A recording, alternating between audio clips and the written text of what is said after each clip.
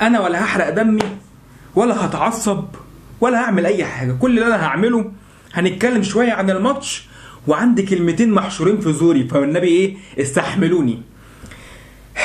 بالنسبه للزمالك، فالزمالك زي ما شفته في رد الفعل وانا بقول لك، والكلام ده بقالي كتير جدا بقوله على فكره، يعني مش اليومين دول، انا بقالي كتير من بدايه الموسم وحتى الموسم اللي فات واللي قبله دايما بتكلم وبقول ان مش عشان الزمالك لما كان بيكسب وكسب دوري وسوبر وجلاكاس ومش عارف فان انا اسكت على واحد بيشتم الناس، ده اولا. ولكن ان الله لا يصلح عمل المفسدين. انت يا معلم مفسد، انت يا معلم بتأذي الناس. على فكرة مش شرط الأذية انها أذية بالايد وتضربه والكلام ده، لا، أذية لسان اللي انت بتأذي الناس بالكلام دي برضو أذية وهتتحاسب عليها. ولكن علشان بسبب الأذية اللي بسببها للناس دي فربنا مش عاوز يكرم الزمالك في الموسم الحالي. يا عم انا عديت لك ووفقتك، خلاص بقى كفاية بقى. هتقعد برضو تتمعذر بقى عن الناس وانت الجامد والكلام ده، فلا طبعا ربنا مش هيكرمك. ولكن الزمالك والمصري البورسعيدي مباراة مستحقة 100% للمصري البورسعيدي وان يفوز. شابوه لحسام حسن، شابوه للمصري، لعيبه المصري بقى لها شهر ولا اكتر من شهر ما بيلعبوش. شابوه كمان لتكتيك حسام حسن في المباراة. الراجل يا معلم قادر يا معلم يقود الماتش، ولا بعيد عن حاله الزمالك الفنيه السيئه يا معلم، ان اي حد اساسا معدي كده هيكسبه. لو جبت فريق في الدرجه الرابعه هيكسبه عادي. ولكن الزمالك والمصري بدايه المباراه بسم الله الرحمن الرحيم جون، ربنا كرمك بهدف. ده بالنسبه للاعيبه الزمالك، انا لسه هتكلم على الاداره والكلام ده في الاخر فاستناني. بس هدي شويه كلام دش للعيبه المتخاذله، اللعيبه اللي اقسم بالله ما يستاهلوا جنيه. بداية المباراة ربنا كرمك بجون، الحمد لله يا سلام، في 13 ثانية جون، فربنا كرمك. تراجعت، ربنا كرمك بجون تاني، وجون مش ملعوب، فردية وبتاع وشلبي وهوبا منسي، جون 2-0. تراجعت تاني وفتحت مساحاتك. بالنسبة بقى لعم جوارديولا كان على خط العميل اللي فيها جوارديولا ده، هو عشان اقرع ففاكر نفسه جوارديولا، ولكن هو مش جوارديولا ولا اي نيله. ففتح الدفاعات، وافتح يا معلم الدفاع، وافتح نص الملعب وهاجم. انا عاوز اكسب النهارده 10. فالمهم الدفاع ما فيش اي تمركز، لا ما بين عمر لا ما بين الونش لا ما بين شبانه، الثلاثه بيقدموا ضحك، بالذات شبانه وعمر جابر. لاحظت وانا قاعد بتفرج على الماتش عمر جابر بيقول لي شبانه امسك المان، فالشباب بيقول له لا ده المان بتاعك امسك انت. هو واحد يعني مش 2 مهاجمين فيمسكوا، لا هو واحد بس، فهم بيتعازموا على مين يمسك. فنيجي نبص للجون الاول اللي جه في مرمى الزمالك، شبانه سايب جريندو في ظهره. يعني جريندو ده اساسا ما بيفكرش او ان هو بيسجل اهداف غير في الزمالك، فهو بيجي في الزمالك بيفتكر ازاي يجيب اجوان. فالمهم دي مش قضيتي. فشبانه المفروض انت كسردباك والمهاجم وراك، فيا معلم المهاجم يبقى في صدرك مش في ظهرك. فخلاص يا عم سرحان، احسبها سرحان وتوهان من شبانه. عمر جابر انت فين دورك يا عم عمر؟ انت فين دورك يا عم عمر؟ انت يا معلم الباك رايت، انزل ليبرو، قفل، قول لشبانه وراك مهاجم. فينك يا ونش؟ فين تعليماتك؟ فين توجيهاتك؟ فضرب الدفاع في الجول الاولاني. الجول الثاني عرضيه وعدت بسذاجه، وعلى فكره اتكررت كتير جدا في الشوط الاولاني. الشوط الاولاني المصري البورسعيدي يطلع الشوط الاولاني كسبان سكور يا معلم، ده مضيعين اكتر من 10 فرص محققين وعرضيات، والدفاع مفيش، بطيخ بلاص كلهم. فبعد كميه الفرص دي الهدف الثاني والتعادل بالنسبه للعيبه المصري 2-2.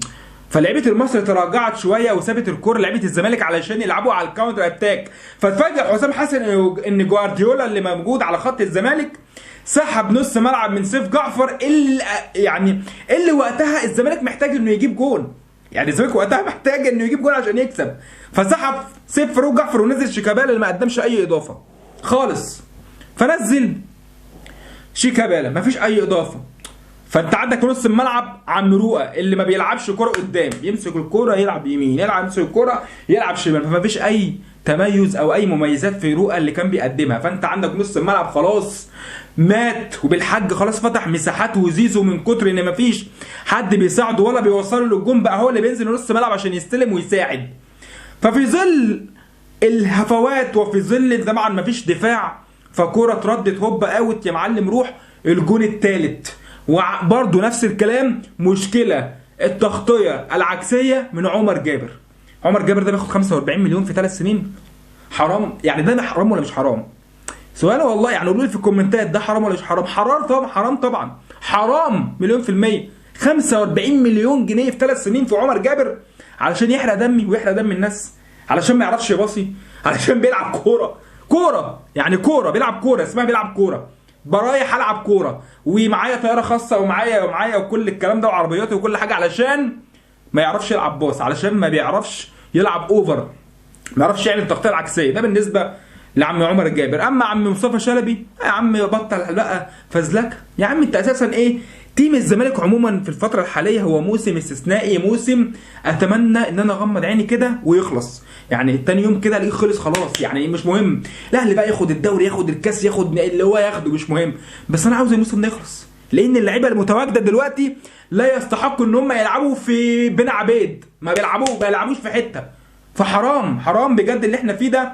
ولكن بقى النقطه المهمه، مين اللي جاب اللعيبه دي؟ الاداره. مين السبب في كل الكوارث اللي بتحصل في نادي الزمالك دلوقتي؟ الاداره. فيجي واحد بقى يقول لي انت متزملك، انت بتهاجم الاداره كل شويه، بتهاجم مرتضى منصور. على فكره الكلام ده من فتره، كل ما اتكلم على الاداره فلاقي ناس بتخش تنتقدني وتشتمني وتدافع عن مرتضى، واصل مرتضى الاسد، مرتضى مش عارف الحامل حمى، مرتضى.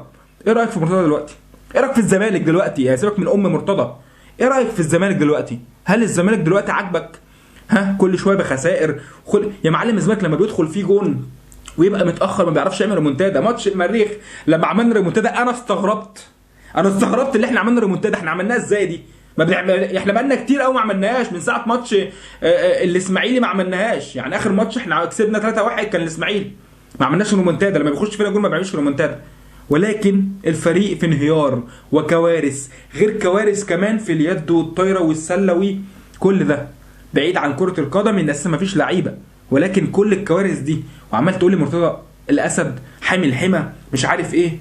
الفرق ما بين الزمالك والاهلي وهفضل اقولها ان الزمالك، الناس في الزمالك مش عاوزين يخدموا نادي الزمالك، بالعكس هم عاوزين يخدموا انفسهم ومصلحتهم الشخصيه. اما في الاهلي هم عاوزين رقم واحد يخدموا النادي الاهلي والمنظومه اللي موجوده فيها. رئيس النادي الاهلي هتلاقيه موجود، يجي واحد بعده يكمل الشغل، علشان دايما الاهلي يفضل مستمر في التطور بتاعه، يفضل مستمر في منظومته الناجحه على مستوى العالم. اما في الزمالك فيمشي فلان يجي علان يشتم في فلان اللي قبله، اصل انا هطور، اصل انا هعمل، انا اللي بعمل الزمالك، انا اللي بجيب صفقات وانا بجيب بطولات. مش مرتضى منصور بيقول بالكلام ده برضه؟ اللي بيقول انا بجيب صفقات وبجيب بطولات وانا مش هو بيقول الكلام ده؟ هل انت حد في الاهلي طلع مره قال الكلام ده؟ صالح سليم نفسه اللي من افضل رؤساء جم في تاريخ مصر ما قالش الكلام ده. لكن بالعكس اي حد في الاهلي يقول لك الاهلي هو من يضيف ليا للسي في بتاعي، وانا موجود هنا عشان ابدا ان انا اشتغل لصالح المنظومه. اما في الزمالك فكل واحد يجي يطلع يقول لك انا اللي بعمل وانا اللي بعمل وانا والزمالك من غيري ما يعرفش ايه، ومرتضى منصور لازم يكون موجود اصل هو اللي بينفع للمنظومه الفاسده دي.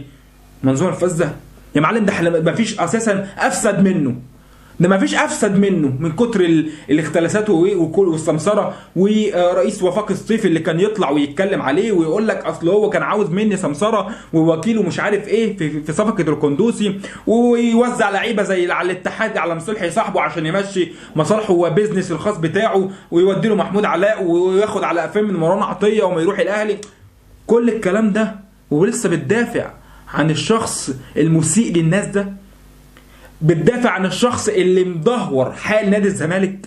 الزمالك في كارثه بسببه هو، ولكن ده برضو مش مبرر ان لعيبه الزمالك دي مظلومه. لا هم مش مظلومين خالص، هم اساسا ما يستحقوش ان هم يكونوا موجودين في الزمالك. دول خلاص فينش. ده اخر موسم ليهم، واتمنى ان كمان اخر موسم او اخر ايام مجلس الاداره الموجود الحالي في نادي الزمالك احنا مش عاوزين نشوفهم. والله نفسي اغمض عيني وافتح الاقي الموسم خلص، الاقي الاداره كلها مشيت، الاقي قناه الزمالك كلها اللي بتطبل كلها تمشي، الاقي اللعيبه كلها تمشي، ونبدا على نظافه ونجيب ناس نظيفه في نادي الزمالك، ويبدا عدم التعصب اللي موجود في الكره المصريه. الكره المصريه فيها تعصب بسبب اللي موجود ده. انا شايف ده التعصب موجود منه هو اولا، كده كده هو التعصب موجود ما بين الجماهير وكل الكلام ده من زمان والاعلام وكل ده، ولكن زياده التعصب بيجي من الشخص ده، فاتمنى ان احنا نخلص منه. وزي ما هو بيقول ان انا اللي بعمل الزمالك، فجرب كده ابعد عن الزمالك، اختفي، ابعد عن الزمالك، هتلاقي الاضواء عنك اختفت، خلاص النور قطع عليك. ليه؟ لان الزمالك هو اللي بيعملك مش انت اللي بتعمل الزمالك. فالزمالك بيضيف لاي حد، والاهلي بيضيف لاي حد، فالكيان بيضيف. ولكن الفرق من هنا وهنا ان في الاهلي الناس بتحب انها دايما تعلي في شأن النادي الاهلي ومش بينكروا الجميل، اما في الزمالك اهم حاجه يعلوا شأنهم الشخصي وبينكروا جميل نادي الزمالك. مش عايز اقول كفايه عظمه لحد كده، ولكن كفايه قوي حرقه دم لحد كده.